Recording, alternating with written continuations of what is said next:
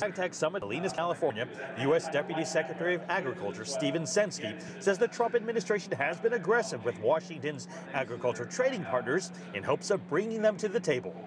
He says another key focus is boosting the ag sector through technology. Closing the digital divide that exists in between rural America and urban America today.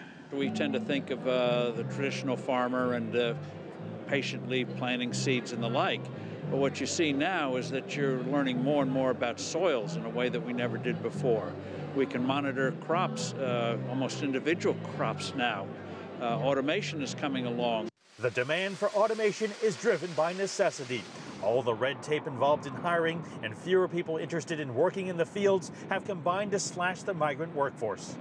It's helped create a market for technologies like this self-driving tractor from Silicon Valley's Bear Flag Robotics. It can drive autonomously even where there's no GPS signal. The rising cost of labor, the difficulty finding qualified, reliable machine operators is just getting extremely tricky. And so when we were introduced to this problem by friends who are farmers and growers, we realized that we could really help them. And that's what took us on this journey. And in order to replace the manual labor of having to move produce out from the fields, Augean Robotics has created this autonomous wheelbarrow. I can actually hit follow mode, and then as I move along using computer vision, it will follow me without actually running into me.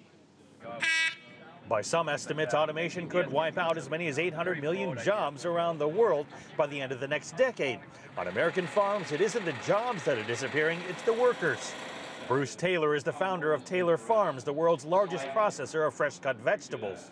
While he says every one of his 14 U.S. plants is still struggling to find labor, advances in automation are helping to keep the problem from spiraling out of control. We are using technology throughout organizations. So in food safety, we're looking at rapid response pathogen tests, for example. We've rolled out about 60% of our harvest now is automated. It used to be stoop labor, just miserable jobs, backbreaking jobs. Now the machine cuts the product, brings it up to a table where people can work at it under cover and in the shade in a much more comfortable position. Taylor says here in Salinas, technology isn't creating job vacancies, it's helping to fill them. So it's much easier to find people for those jobs because they're much more pleasant jobs. Mark New, CGTN, Salinas, California.